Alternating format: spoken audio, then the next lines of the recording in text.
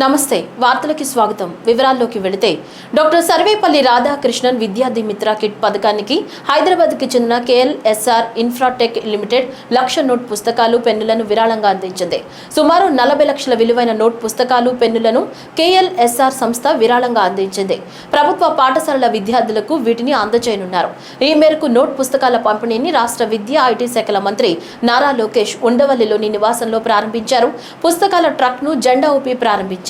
ఈ కార్యక్రమంలో ఎమ్మెల్సీ బీద రవిచంద్ర యాదవ్ తో పాటు KLSR Infratech limited MD KL Sridhar Reddy, director K Preetham Reddy, Samagra Shiksha state project director B Srinivasarao తదితరులు పాల్గొన్నారు.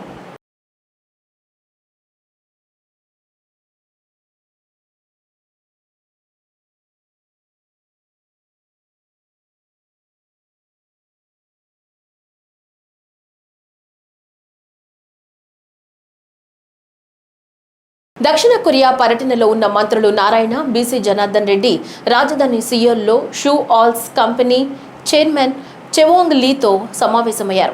స్మార్ట్ షూ ఉత్పత్తిలో ప్రపంచంలో అగ్రగామి సంస్థగా ఉన్న కంపెనీని నవంబర్ 14-15 తేదీల్లో విశాఖ వేదికగా నిర్వహించనున్న సిఐఐ భాగస్వామ్య సదస్సుకు మంత్రులు ఆహ్వానించారు.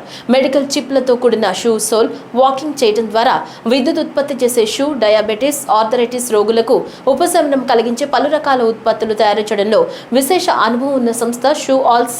ఏపీలో పరిశ్రమ ఏర్పాటు అంశంపై మంత్రులు చర్చించారు. ముఖ్యమంత్రి చంద్రబాబు నాయకత్వంలో రాష్ట్రంలో మెరుగైన మౌలిక సదుపాయాలు కల్పనతో పాటు ఆంధ్రప్రదేశ్లో పెట్టుబడులకు అనుకూల వాతావరణం ఉందని షూ ఆల్స్ కంపెనీ ప్రతినిధులకు వివరించారు.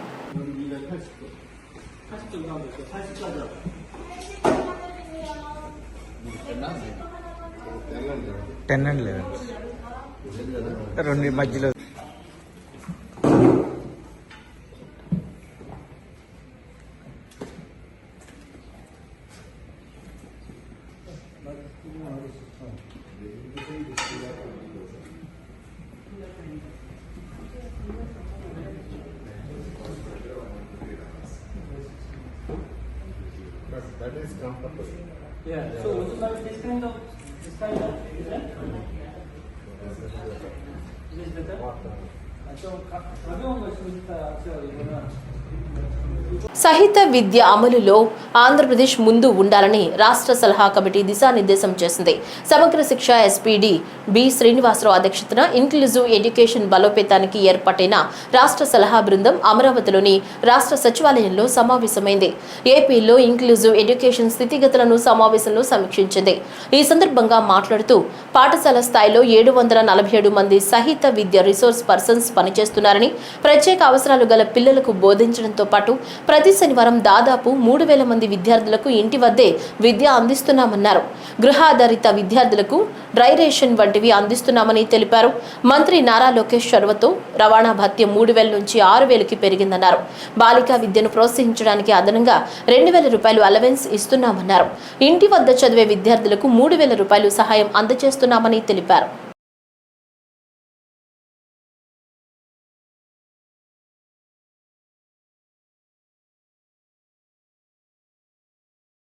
విజయవాడ ఇంద్రకీలాద్రిపై దసరా ఉత్సవాల్లో భాగంగా 9వ రోజున అమ్మవారు దుర్గాదేవి అలంకరణలో భక్తులకు దర్శనమిస్తున్నారు.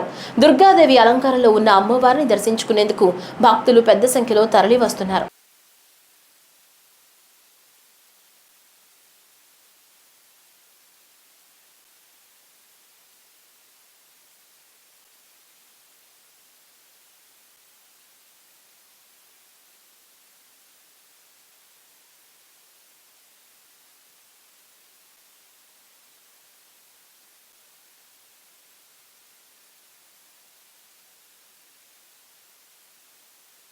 తిరుమల శ్రీవారి సాలకట్ల బ్రహ్మోత్సవాల్లో 7వ రోజు మంగళవారం ఉదయం 8 గంటలకు స్వామివారు బద్రీ నారాయణుడి అలంకారంలో సూర్యప్రభ వాహనంపై భక్తులకు దర్శనమిచ్చారు. వాహనం ముందు భక్తజన బృందాలు చెక్క భజనలు, కోలాటాలతో స్వామివారిని కీర్తిస్తుండగా మంగళ వాయిద్యాల నడుమ స్వామివారి వాహన సేవ కోలాహలంగా జరిగింది. భక్తులు అడుగడుగున కర్పూర హారతులు సమర్పించి స్వామివారిని దర్శించుకున్నారు. సూర్యుడు సకల రోగ నివారకుడు, ఆరోగ్య కారకుడు, ప్రకృతికి చైతన్యం చైతన్య ప్రదాత. ఔషధీపతి అయిన చంద్రుడు కూడా సూర్యతేజం వలనే ప్రకాశిస్తూ వృద్ధి పొందుతున్నారు. ఈ ఉత్సవంలో శ్రీవారి చుట్టూ ఉన్న సూర్యప్రభ సకల జీవుల చైతన్య ప్రభ, సూర్యమండల మధ్యవర్తి శ్రీమన్నారాయణుడే. అందుకే సూర్యుణ్ణి సూర్యనారాయణుడు అని కొలుస్తున్నాం. సూర్యప్రభ వాహనంలో స్వామివారిని దర్శిస్తే ఇతోధిక భోగభాగ్యాలు, సత్సంతాన సంపదలు, ఆయురారోగ్యాలు సిద్ధిస్తాయి.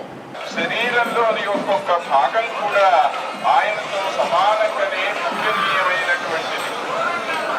భగవద్గీతలోని 11 కళ్ళ వలె సూర్యుడు చంద్రుడు ఉన్నారు. ప్రకాశమే. ఆ ప్రకాశం మరెవరూ కాదు, సాక్షాత్తు పరమాత్మయే. అందువలనే స్వామి సూర్య భగవద్వాక్షణం అని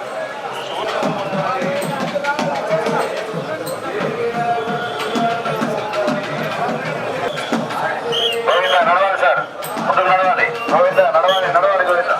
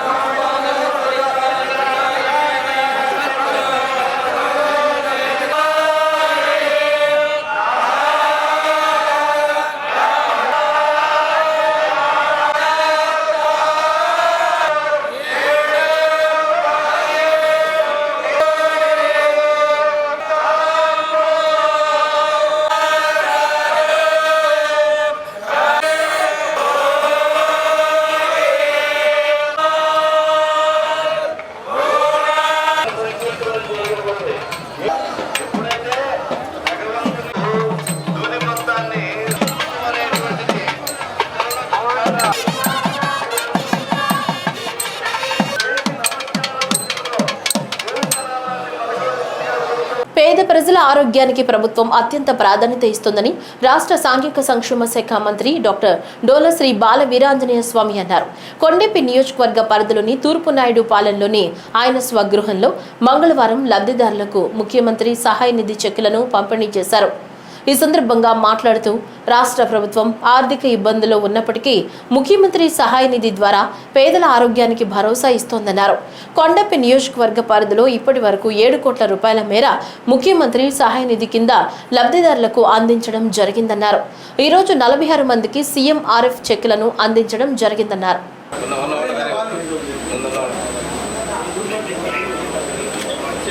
రాష్ట్రంలో కనీవిని ఎరుగని రీతిలో ముఖ్యమంత్రి చంద్రబాబు నాయుడు ముఖ్యమంత్రి సహాయ నిధి కింద కోట్లాది రూపాయల నిధులు కేటాయిస్తున్నారని, అనేక మందికి ప్రాణభిక్ష పెట్టే ఘనత సీఎం చంద్రబాబుకు దక్కుతుందని మంత్రి అచ్చెన్నాయుడు అన్నారు.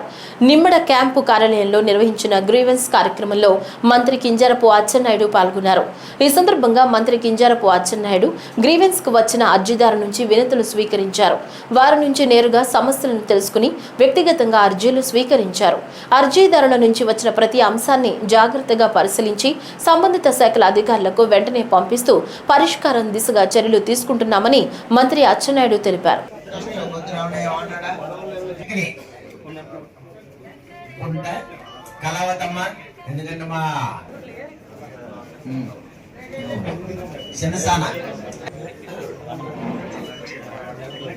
అలాగే పెద్దలు అలాగే పెద్దలందరూ కూడా తిరుపతి జిల్లాలోని పార్లమెంట్ అసెంబ్లీ నియోజకవర్గాలకు సంబంధించి 2019 జనరల్ ఎలక్షన్లలో ఉపయోగించిన ఈవీఎంలు ప్రస్తుతం రెవెన్యూ డివిజన్లో ఉన్న ప్రత్యేక గోడౌన్లో భద్రంగా నిల్వ చేయబడ్డాయని తిరుపతి జిల్లా కలెక్టర్ ఎస్ వెంకటేశ్వర్ తెలిపారు. తిరుపతి జిల్లా రేణికుంట మండలంలోని ఈవీఎం గోడౌన్ను కలెక్టర్ తనిఖీ చేశారు. ఈ సందర్భంగా మాట్లాడుతూ భారత ఎన్నికల కమిషన్ ఆదేశాల మేరకు ఈవీఎం గోడౌన్ను ప్రతి 3 నెలలకు ఒకసారి జిల్లా ఎన్నికల అధికారిగా ప్రత్యక్షంగా తనిఖీ చేయడం జరుగుతుందని తెలిపారు.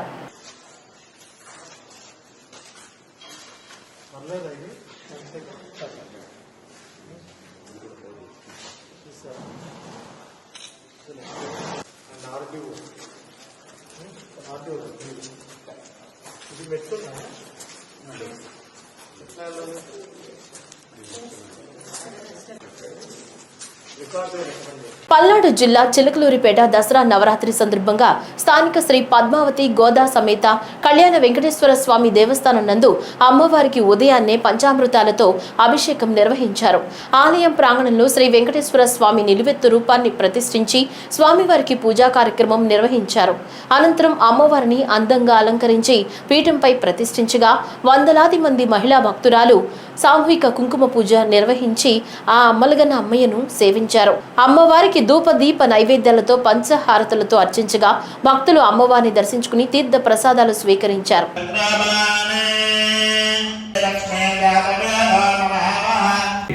బొట్టు పెట్టండి.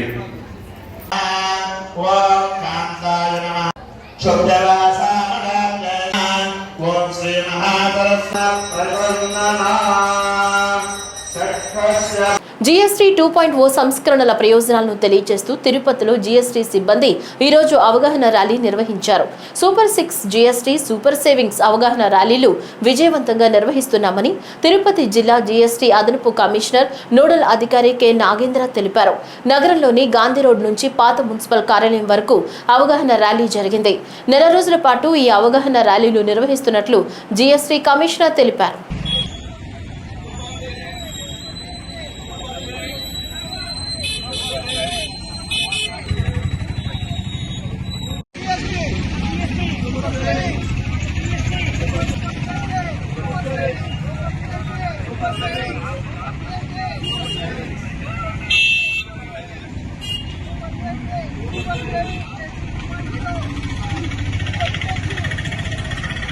పశ్చిమ గోదావరి జిల్లా భీమవరంలో గ్రామ దేవతగా వెలుగొందుతున్న శ్రీ మావుళ్ళమ్మ ఆలయంలో దసరా శరన్నవరాత్రి ఉత్సవాలు ఘనంగా జరుగుతున్నాయి. అమ్మవారు దుర్గాదేవి అలంకారంలో భక్తులకు దర్శనమిచ్చారు. ఆలయ ప్రధానార్చకులు బ్రహ్మశ్రీ మద్దిరాల మల్లికార్జున్ శర్మ ఆధ్వర్యంలో 800 మంది బాలికలతో అమ్మవారికి పూజలు చేయించిన అనంతరం ముత్తైదువులతో కుంకుమ పూజలు నిర్వహించారు. అనంతరం అమ్మవారికి హారతులిచ్చి నైవేద్యాలు సమర్పించారు.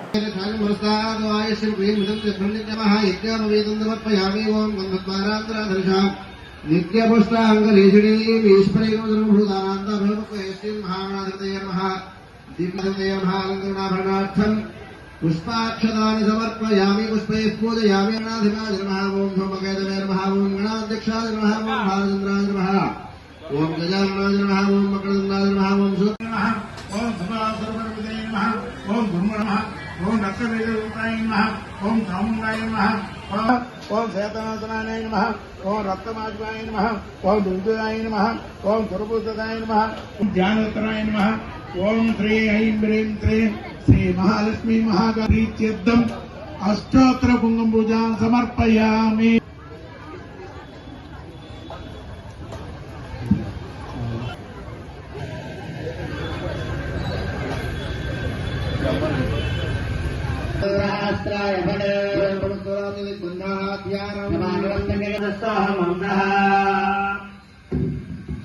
అందరూ కూడా చెప్పాలమ్మా, ఆడవారు మగవారు అందరూ కూడా చెప్పండి.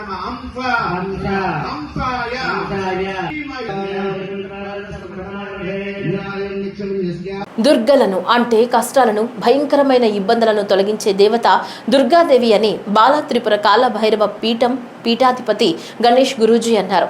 శ్రీకాకుళం నగరంలోని నాగావళి నది ఒడ్డున బలగలో వెలసిన బాలా త్రిపుర సుందరీదేవి కాలభైరవ పీఠంలో పీఠాధిపతి గణేష్ గురూజీ ఆధ్వర్యంలో మంగళవారం సామూహిక కుంకుమ పూజలను సువాసినిలు నిర్వహించారు. నవరాత్రి ఉత్సవాల్లో భాగంగా అమ్మవారు దుర్గాదేవి అవతారంలో దర్శనమిచ్చారు. ముందుగా అమ్మవారిని ప్రత్యేకంగా అలంకరించి పూజలు నిర్వహించారు. ఈ సందర్భంగా పీఠాధిపతి గణేష్ గురూజీ మీడియాతో మాట్లాడుతూ దుర్గాదేవి అంటే అసాధ్యమైన కష్టాల నుంచి మనల్ని తీసుకెళ్లేది అని అర్థమని తెలిపారు. దుర్గాదేవి హిందూ మతంలోని ప్రధాన దేవతల్లో ఒకరని, దుర్గాదేవి బలం, రక్షణ, మాతృత్వం, యుద్ధాలు, విధ్వంసంతో ముడిపడి ఉంటుందన్నారు. దుర్గాదేవికి 9 రూపాలు ఉన్నాయని నమ్ముతారని, ప్రతి ఒక్కటి హిందూ మతాల్లో ఎంతో గౌరవించబడుతుందన్నారు. భక్త మహాశైలందరికీ కూడా సర్వజనులందరికీ ముందుగా విజయదశమి శుభాకాంక్షలు.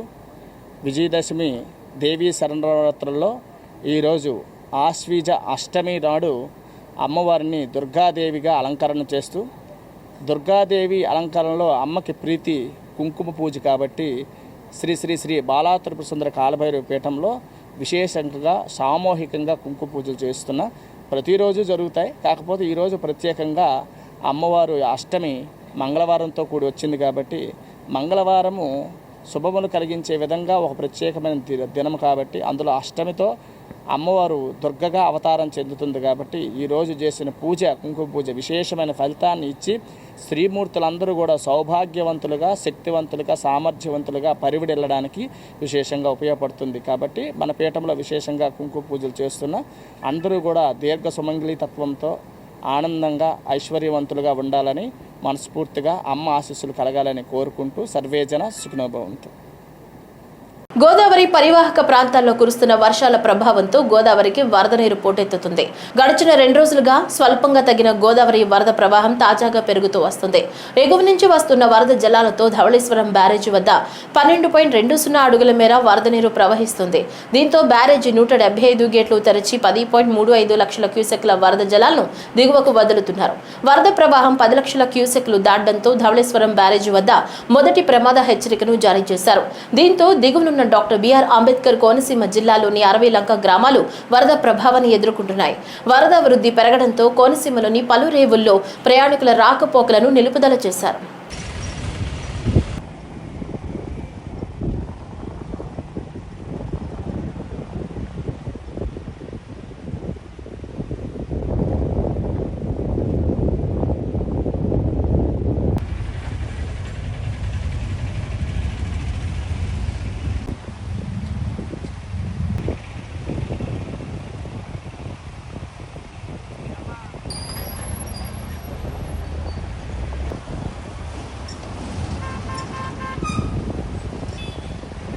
రాష్ట్రంలో ముఖ్యమైన యూరియా సమస్యను పక్కదోవ పట్టించడానికి చేసిన డైవర్షన్ పాలిటిక్సే అసెంబ్లీలో కామినేని బాలకృష్ణ కామెంట్స్ చేశారని మాజీ ఎమ్మెల్యే సుధాకర్ బాబు ఆరోపించారు. దీనిపై చిరంజీవి రియాక్షన్, నాగబాబు, పవన్ కళ్యాణ్ రియాక్ట్ కాకపోవడం కావాలని చేసిన కుట్రగానే భావిస్తున్నామని తెలిపారు.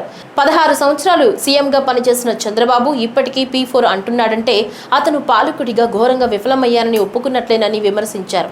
చెత్త ఆలోచనలన్నీ చంద్రబాబుకే వస్తాయని ఎద్దేవా చేశారు. సాధారణంగానే నారా చంద్రబాబు నాయుడుకు బాగా దిగువ మధ్యతరగతి కుటుంబాలన్నా, పేదవాడన్నా, ఈ రాష్ట్రంలోని ఈ ప్రభుత్వం వైపు చూసే వర్గాలన్నా చాలా చిన్న చూపు ఉంటుంది.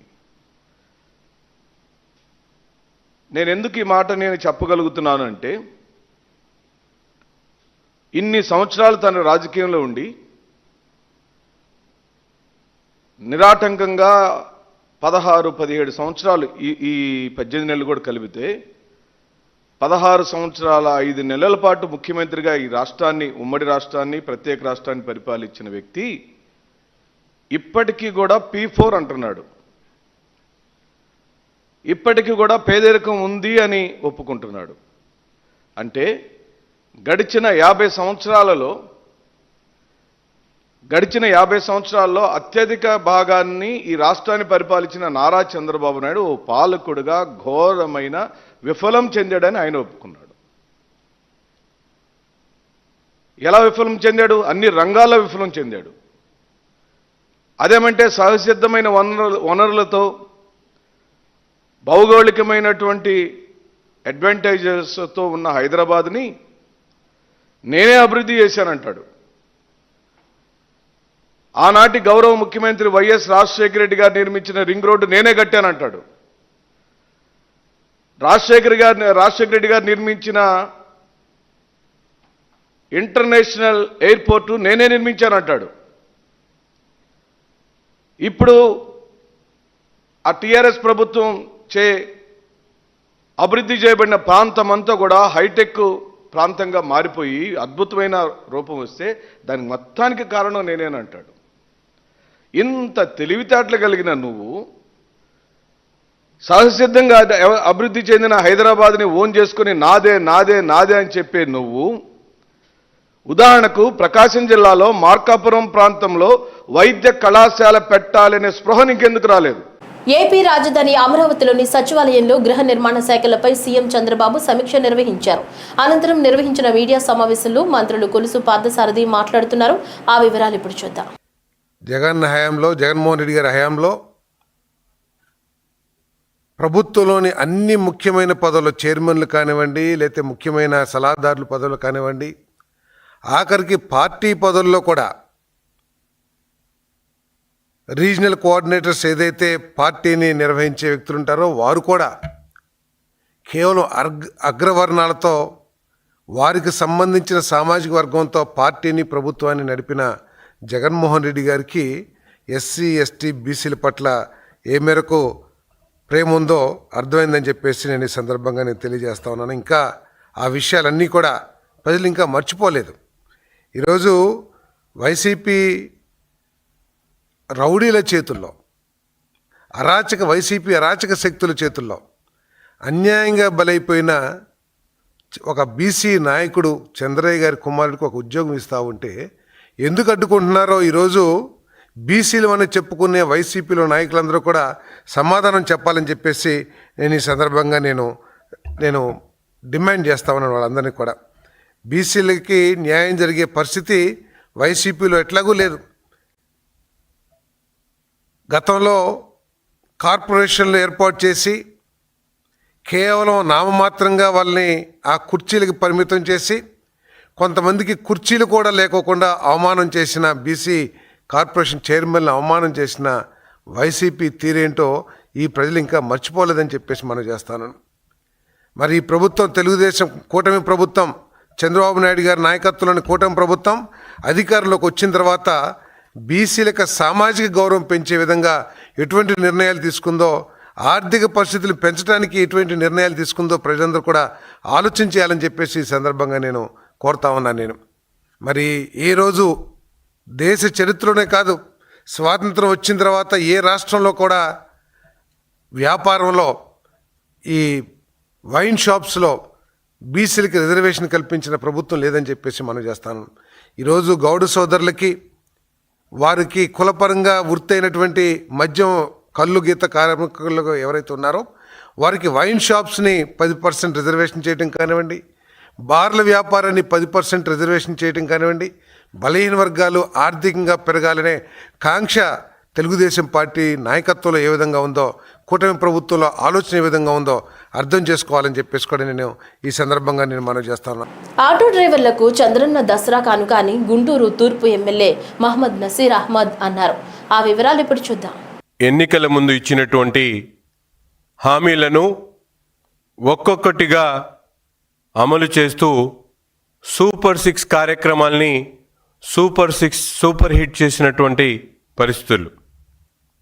సీఎం చంద్రబాబు గారు అలాగే యోగళ సారథిగా ఉన్న ఆనాడు పాదయాత్రలో రాష్ట్రంలో ఉన్నటువంటి అన్ని వర్గాల ప్రజలతో మమేకమై ముఖ్యంగా కార్మిక రంగ సోదరులతో ప్రత్యేకంగా వారి ఇబ్బందులను కష్టాలు తెలుసుకున్నటువంటి యోగళ సారథి నారా లోకేష్ గారు అధికారం చేపట్టినటువంటి సంవత్సర కాలంలోనే ముఖ్యంగా ఆటో కార్మికులు ఆనాడు వైసీపీ ప్రభుత్వంలో ఆటో ఎక్కి రోడ్ ఎక్కాలంటే భయపడేటువంటి పరిస్థితులు ఉన్నాయి. ఒక పక్కన గుంతల రోడ్లు, పోలీసుల కేసులు, ఆటో కార్మికుల వేధింపులు, దౌర్జన్యాలను అన్నీ కూడా తెలుసుకున్నటువంటి నారా లోకేష్ గారు ఈరోజు కూటమి ప్రభుత్వం చెప్పినటువంటి మాట ప్రకారం అక్టోబర్ 4వ తారీఖున ఆటో కార్మికుల కోసం ప్రతి ఒక్క ఆటో కార్మికుడికి కూడా 15,000 రూపాయలు వాళ్ళ ఖాతాలో జమ చేస్తున్నటువంటి పరిస్థితులు. వాళ్ళని ఆర్థికంగా ఆదుకోవాలనేటువంటి ఆలోచనతో ముఖ్యంగా గత ప్రభుత్వంలో 10,000 ఇచ్చి చేతులు దులుపుకున్నటువంటి పరిస్థితులు.